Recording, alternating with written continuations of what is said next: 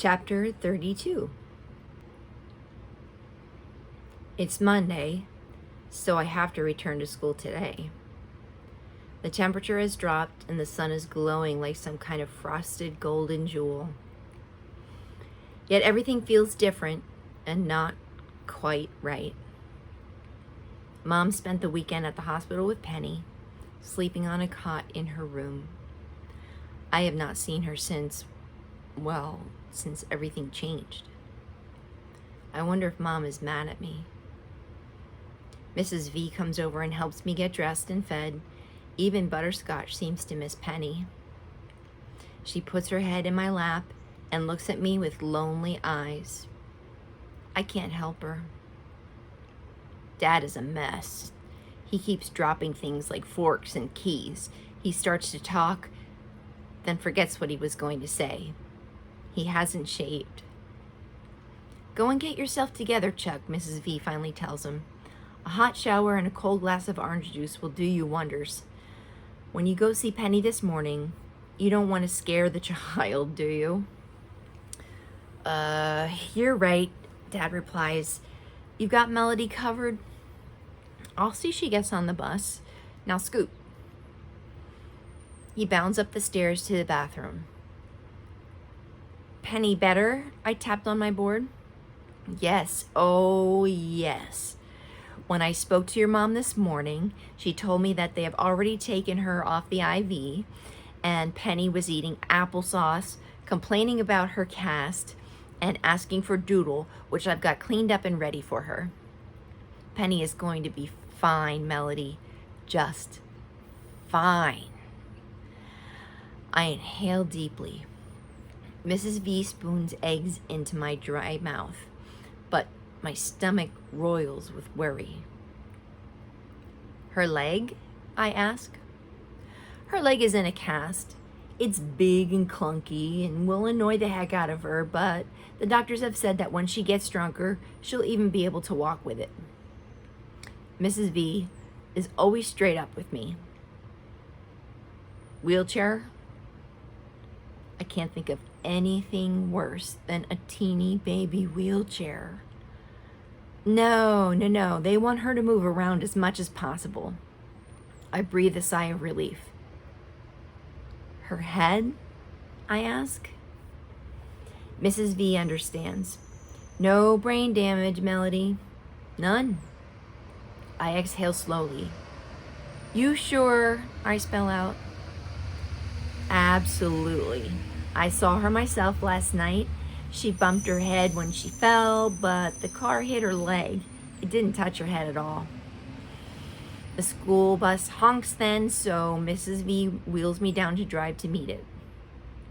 She checks my backpack, adjusts my foot straps, and gives me a big hug. You ready, Melody? Ready to face the quiz team? I nod. After what had almost happened, facing a bunch of snotty fifth graders was gonna be easy. Gus looked at me with concern as he lowers the bus lift. How's your little sister? He asks me. That is so scary. Gonna be okay, I type. Thanks. I realize then that news like that travels fast. Everybody at school will probably know as well. Gus wheels me onto the lift and pushes the button to raise it as I wave goodbye to Mrs. V. The ride to school is strangely quiet. None of the usual squeaks and grunts from the students who ride the special bus.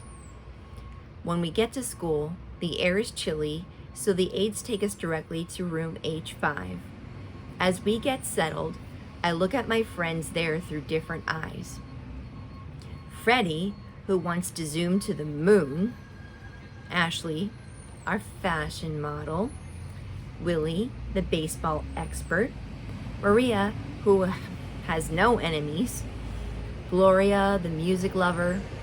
Carl, our resident gourmet. Jill, who might have once been like Penny. Not one of them even knows how to be mean. And me, the dreamer who tries to escape H5. A kid with a computer named Elvira. I don't even know where I belong anymore. Catherine comes in wearing a new outfit that is actually cute and stylish. Tan slacks, black sweater, and a vest. Nice outfit, I tell her. Thanks, and I did it all by myself. I have something for you. I point to my book bag. She reaches into my bag, digs around, and finds the card that almost led to tragedy. After she reads it, she blinks back tears. No, Melody, thank you. She leans over and hugs me. Then she looks serious and says, Mrs. Valencia called and told me about what happened with your little sister. How's she doing? Better, I type. You know, you probably saved her life, Catherine tells me. What? Seriously, your screaming and yelling slowed your mother down, gave her time to figure out why you were acting like you had hot potatoes in your pants. Could not stop, Mom. I stab out on my machine.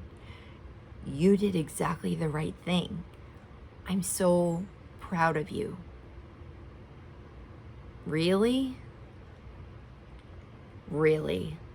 Especially after all you had been through at the airport? You want to talk about it? No, I type and looked away. Maria comes over to my chair and gives me a big hug. You did good, Melly Belly, she says. Real good. I'm not sure if she's talking about the quiz team or something else, but my eyes get all drippy and my nose starts to run. I wish I could give her a big squeeze back to let her know how good she has made me feel. But I just tap, thanks. I'm never sure how much Freddie is aware of what's going on in the world around him, so he surprises me when he zips over and asks me, Melly go Zoom in plane? He looks excited, maybe even envious. No, Freddie, I type.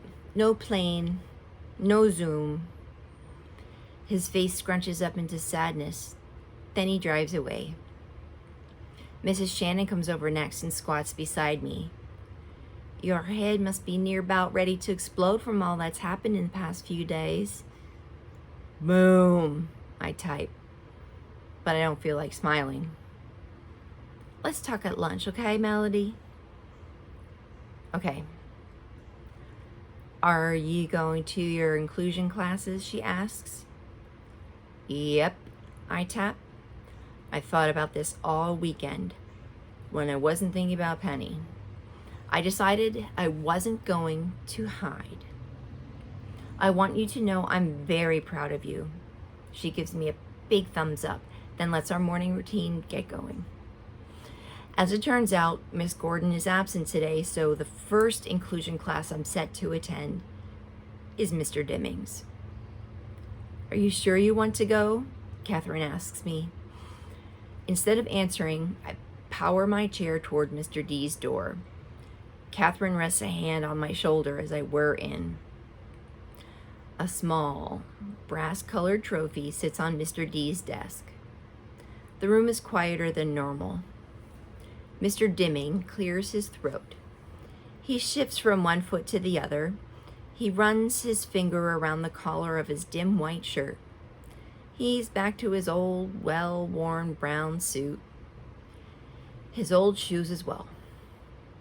Finally, he says, Hello, Melody. His voice sounds fake cheerful. I do not reply. He wiggles so much, he looks like he has to go to the bathroom. I just watch him. No kicks from me. No weird sounds. I am amazingly calm. I glance over at Rose, but she is looking in the other direction. No one seems to know what to say. At last, I break the silence. I turn the volume up loud on my machine. Then type out, Why did you leave me? Somebody should have been there with a video camera proving that, yes, a 5th grade classroom can be absolutely totally quiet. Faces searched other faces, each one willing the other one to speak. Eventually, Rose stands up. She looks directly at me and says, "We didn't plan to leave you, Melody. Honest." I look her dead in the eye and wait. I don't react at all. I just wait. She continues, "We all went out to breakfast early that morning." I interrupt. "Nobody told me about that. How come?" None of them answer. Their silence says what their words cannot. It's better without me. I blink real fast. Claire finally stammers, "We figured you'd slow us down because you have to be fed and stuff." It's so quiet, I swear I can hear my own heartbeat. "You threw up. Nobody left you." "Ooh, snap," I hear Rodney whisper. Claire stares down at her desk. "Who took my place?" Claire lifts her hand slightly, but she won't look at me. Rose scrapes at a spot on her history book. We finished breakfast really fast because we were all so excited. We got to the airport extra early. Connor stands up then. He looks uncomfortable. When we got to the airport, they told us that the noon flight had just been canceled, but that we could make the early flight if we hurried. Molly speaks next.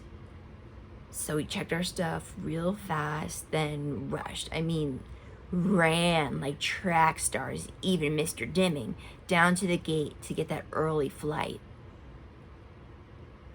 "Nobody thought about me?" Silence again. Finally, Elena says, "I did. I was the first one to board the plane. Just as I gave my boarding pass to the agent, I reminded Mr. Dimming that you were missing." Mr. Dimming again twists from one foot to the other. "I was so busy trying to count heads and check seat assignments and deal with everybody's carry-on bags, so I asked the kids to call you at home. I knew Rose at least had your number in her cell phone." All eyes shift to Rose. She looks at the floor, then slowly looks at me. A tear runs down her cheek. "You couldn't have made it there in time anyway. I picked up my phone to call you. I flipped it open. Then I looked at the rest of the kids on the team." She pauses. I could imagine them standing there thinking about the chance to be on Good Morning America with that huge trophy. And me.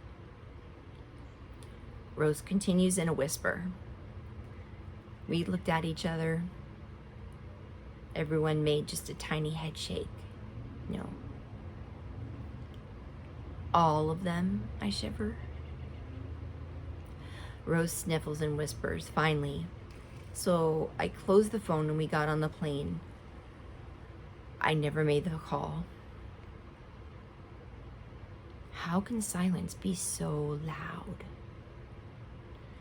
Mr. Dimming finally says quietly, "I'm so very sorry, Melody. So sorry." Rose bursts into tears and then puts her head down on her desk. "Just before the competition," Molly explains, "a reporter from the Washington Post came to interview the team, but he left when he found out you weren't there." Connor walks up to the front of the room then, picks up the 9th place trophy and brings it to me. He stammers and licks his lips.